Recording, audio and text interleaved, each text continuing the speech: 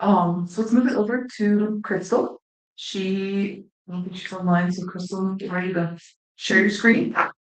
Um, she's co-founder of RIOT Geospatial.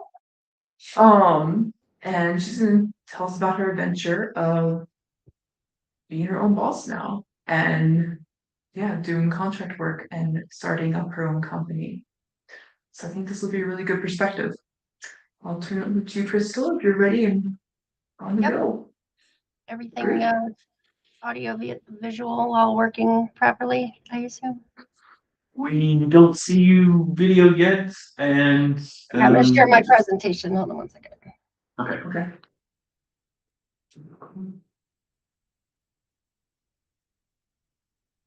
Yeah, we don't see you yet. I don't know if you're planning on showing. There we are. Okay, we can see your PowerPoint. Great. And we can hear you fine. Okay. Can you hear us fine? I can hear you fine, yes. Okay, can you guys see the correct PowerPoint screen? Building a RIOT, my journey to geospatial and entrepreneurship. Great. Well, thank you guys for having me. Yeah, I wanted to kind of go over how I got to where I'm at, and honestly, I feel like I just started still, but yeah, I may always feel that way, right? My name's Crystal Childress. I'm in Dayton, Ohio, so I've lived here about 13 years. And I'm going to go over kind of where I started on this journey and where we are at right now with the company.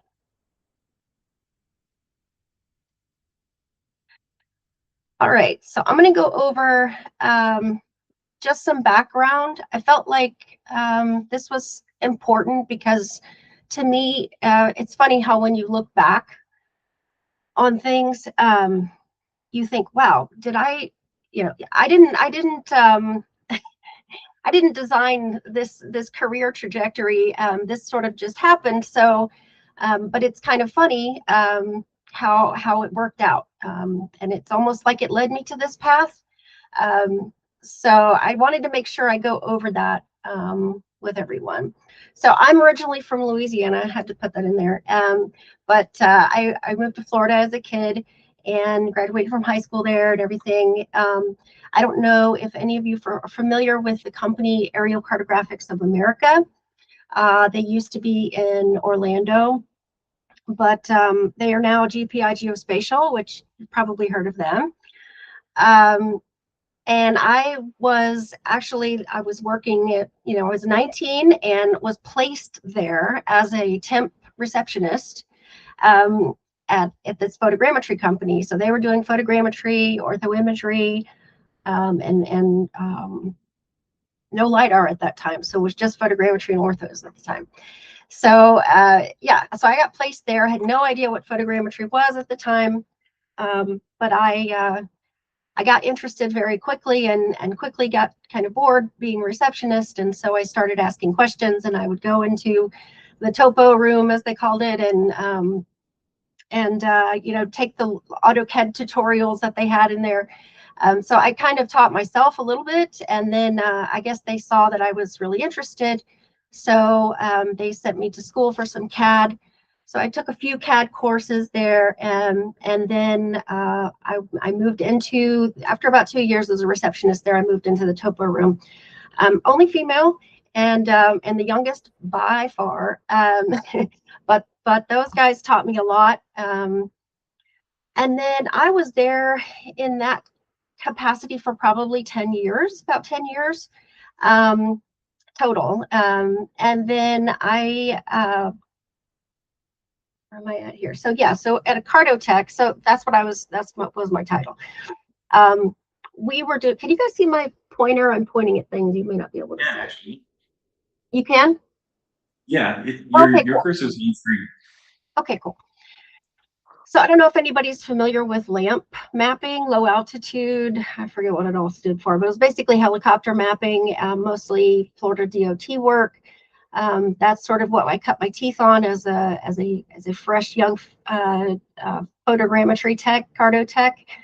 And it was there, like I said, those guys taught me a lot. That's where I learned what break lines are, how contours, how to look at a map and see it in 3D, how to look at a contour map and see it in 3D in your head. You know, we did ortho imagery processing. So all of this stuff I learned on the job from people who were really willing to share that knowledge. So I'm forever grateful. But yeah, that was the extent. And I actually was introduced to GIS there as a carto tech. We had this new thing that everyone was doing, and all the old photogrammetrists called it cartoon mapping. But it was GIS. And so I got on the phone for about a week and learned GIS and learned how to use ArcMap over the phone after about a week of just sitting on the phone with somebody from another company that we were doing a job for. So so that was my introduction to GIS, but I loved it. I was hooked. And so I just told them anytime we have another job like that, I want to do it. So kind of fell in love right away. And then in 2008, I switched jobs and became a geospatial tech. And that's where I had my introduction to LiDAR. I believe it was like the hardest LiDAR job you could imagine. We were doing contours of LiDAR in like the Louisiana swamp. It was a nightmare, but we muddled through it. And then learned a lot more about GIS and orthoimagery processing there. And that's actually where I got my CP, my certified photogrammetry certification when I was there. So then I moved into, I had applied for this phase manager position many times, and then finally got it. And they came in and said, well, we're closing the Orlando office, but you got the promotion, so you have to move to Dayton. So I moved to Dayton, and that's where I still am now.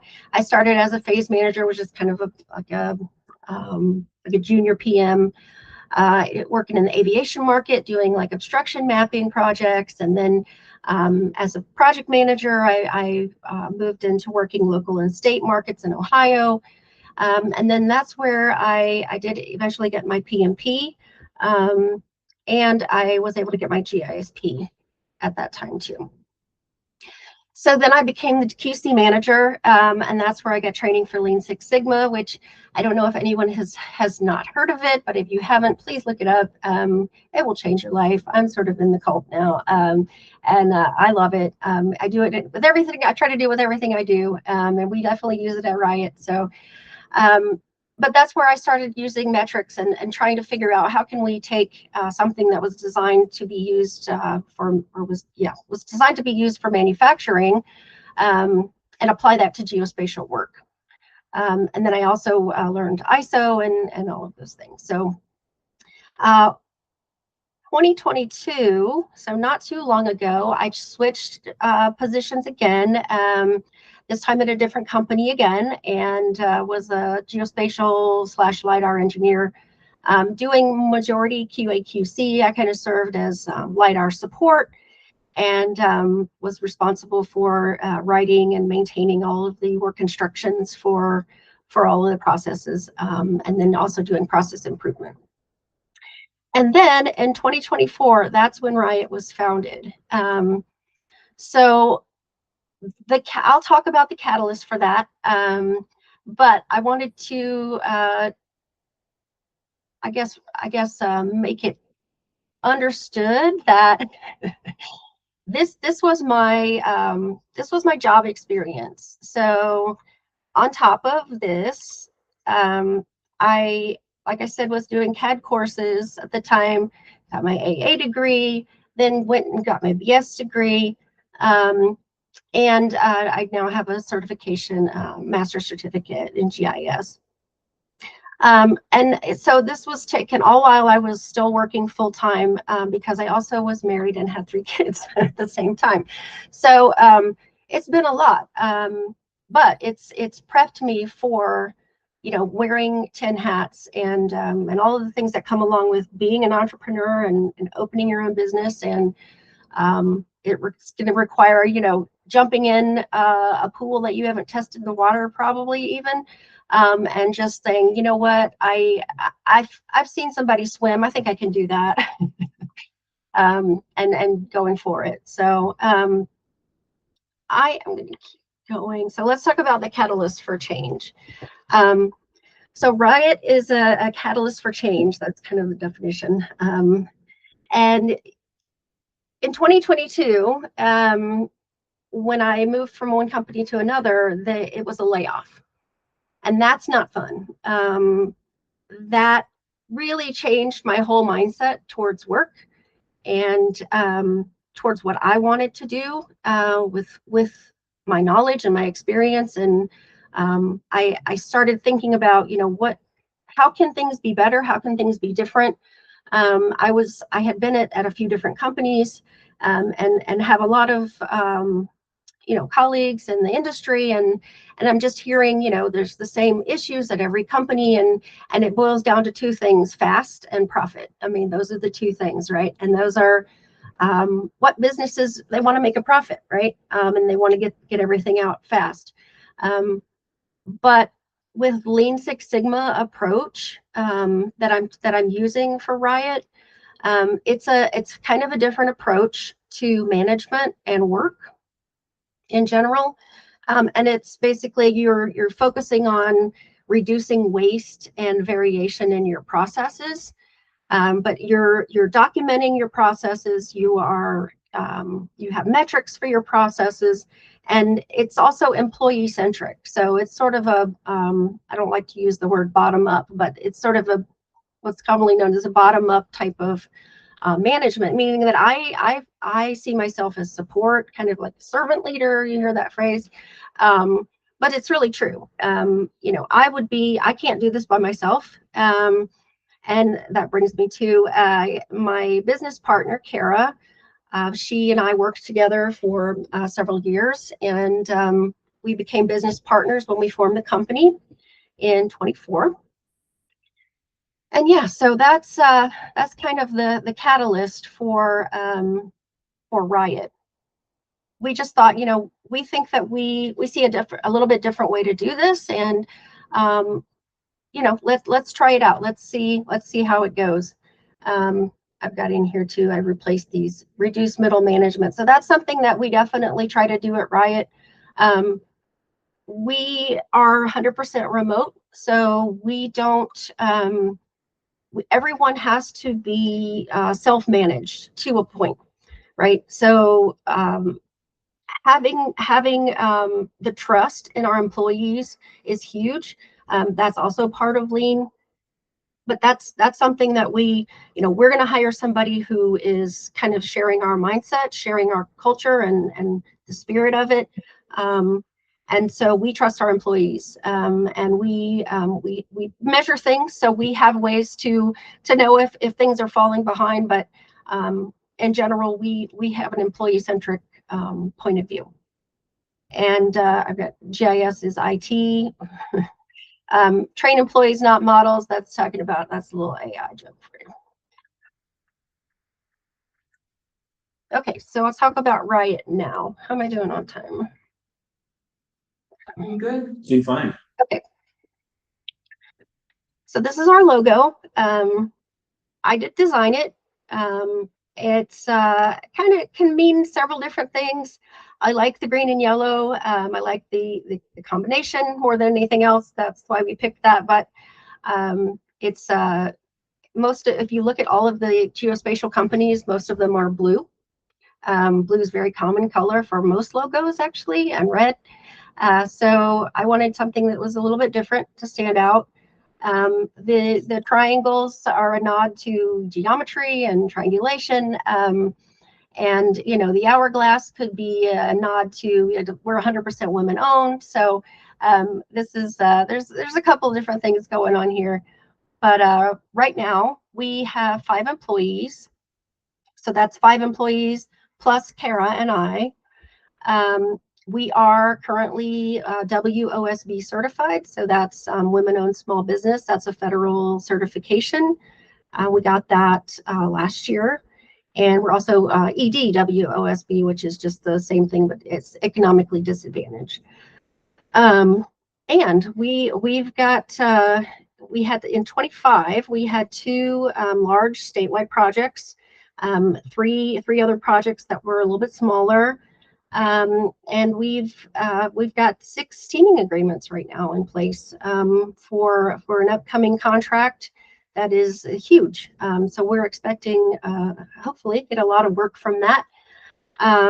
And then beyond that, we also have so far, it's just now mid-March almost, we've got 3 proposals out so far. So we are ramping up for more work and more work. All right, so RIOT future, what are we doing? Who knows? Kind of the world is my oyster, can I say that? One big thing that has changed, and I can say this now because she just announced it yesterday, I believe, is that Cara is actually stepping down. So she has some other commitments and things that she has to deal with, and it's having your own business is very stressful. It requires a lot of your time, and her kids are younger than mine, so it just wasn't fitting for her. But yeah, so I will be single owner, and I hate to lose her. We started it together, of course. That's very sad for me, to be honest. But RIOT is a beast already, and we're gonna ride it as far as we can, because we believe in it. So what that does is that allows me, because she's in Alabama, we weren't able to get our state certification because you have to be 51%, or at least in Ohio, you have to be 51% woman-owned in the state to qualify for the WBE, and we were only 50% because I was the only one that lived in Ohio. So now that it would be transferred all to me, that gives RIOT the opportunity to be registered as a WBE, and then there's an EDGE certification that's like for DOTs. And then also we have reached out to potential investors to see if we can start our growth early this year. And we don't know what that could be. We've looked at several different things, not limited to imagery, so the ortho processing potentially. We want to move into hydrography to be able to support the 3D HP program. We've also looked at potentially indoor mapping. That's a little bit of a different beast because the industry is so different. And we're also looking at potentially adding employees with, hopefully all the work that we're going to get this year, adding employees. We also can do 1099 contractors. We've done that before. And also exciting to be, I'd like to start priming our own projects and taking advantage of those small business, woman-owned small business set-asides that are available.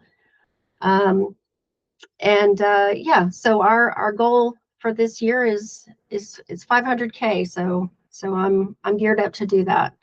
But yeah, who knows what the future will hold, what the future will bring. I'm super excited about it. It's everybody asks me how it's going, and I always say it's terrifyingly fun, because it's a roller coaster daily. But it's that's what I signed up for. So it's just something that I'm going to keep putting one foot forward until I can't anymore. So I guess wish me luck. So that's what I have. This is my speaking of LinkedIn before, this is my QR code if you guys want to snap that. So any questions, any comments, any well wishes for Crystal? I have questions. So, Crystal, I met you at GeoWeek, and you were talking specifically about how some of the large companies you had worked with in the past had work that they couldn't perform themselves, and so a lot of that work was available for you to support them in. Mm-hmm. Is that you want to describe how those relationships work? Sure. And yeah. Yeah, so for federal and I guess for some state work too, probably, sometimes there are requirements that companies that are primes use a small disadvantaged business of some sort. They may have a specific requirement that they be a woman-owned or that they be a veteran-owned or something like that. But they may have some requirement, and so companies might reach out and ask us to help. The other thing is that we appreciate that, of course, but if our work isn't good, that's not going to last very long. So we've been lucky that we've had great feedback from the companies that we've worked with, and have gotten repeat clients. They keep coming back and asking us for help, because once we kind of learn. A lot of LiDAR, especially the LiDAR processing, can be somewhat subjective about bridges and culverts and those types of things. So once you work with a client and you know how they operate, you know what they like and what they don't like, they're going to come back if you're consistently meeting and beating those expectations. So that's been the majority of our work so far, is working as a sort of an extra hand for larger companies. But that's what I was saying. I was hoping that we're going to try and start priming our own projects this year. Stop. Crystal, are you looking at applying for Hub Zone? We actually don't have an office. We are using basically my address for our business, but it's not in a hub zone. If we were to get an office, then yes, we would definitely try to take advantage of that and find one in a hub zone. Sometimes that's a requirement. Mm-hmm. Contracts. Yep. You being a small business, if you were Hub Zone, I would apply. So. Right.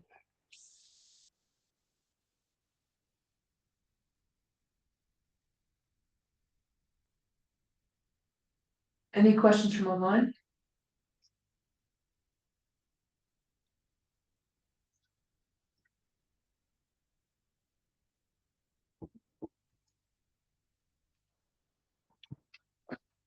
I just think it's awesome. I mean, for a woman or a man or anyone to develop their own business based out of experience where you started as a 19-year-old receptionist, and then was able to develop your own business, not only supporting some of the same companies or similar companies, but now perhaps even competing against some of those same companies for the same work.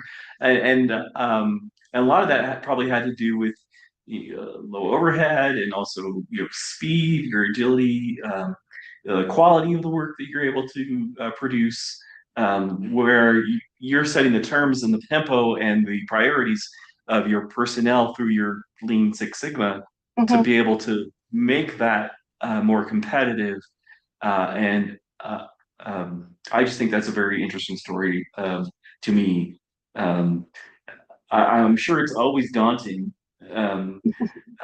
especially when you're responsible for hiring other employees and their welfare, and then yeah, if your business partner is stepping out, that puts all the more responsibility on you. So I'm sure there's probably room for more support in some way, shape, or form. But I just wanted to make sure that we had a capture of your experiences so that we could understand, hey, anything could happen. We could do these kinds of things. We can do the hard thing and be successful. And I really appreciate your willingness to be able to express that. Thank you, Nathan. I appreciate the opportunity to speak. I was going to say before, when we were talking, you guys were talking about resumes, and someone was talking about being able to talk about yourself and share your own accomplishments. That's huge. That's hard to do sometimes, especially I think when you're young or when it's just not your personality to do that kind of thing. it's difficult to do. And plus, if you've only worked at, this is how it was for me, because I worked at the same place where I was trained for 10 years. So it was sort of terrifying to go and work for another company, because you think, oh, well, that's how I did it at that place, but who knows what they do at the other place, you know? But then you start to realize, and maybe that this comes with age, but you know, you start to realize like, oh, you know, I feel like, you know, you see other people doing things, and you think, I feel like I'm on, you know, that person is my equal, my colleague, and I feel like, you know, if they can do something like that, why can't I do something like that? So, you know, you just have to kind of, it's bravery, and that doesn't mean you're not scared. It just means you do it anyway. um, so yeah, that's my advice, for that. But I appreciate the time. I appreciate, you guys having me on. It was really nice to meet you at Geo Week, and yeah, good luck to everybody. Thank you, Crystal. Yeah, best of luck, Crystal. It's good to meet you and hear your story. Thank you. Nothing from online? No, but I'm sure people have questions. Like, they could even be, you know, how did you create your own corporation, or how did you get the money to start off? Yeah. There's so many important questions to ask. Yeah.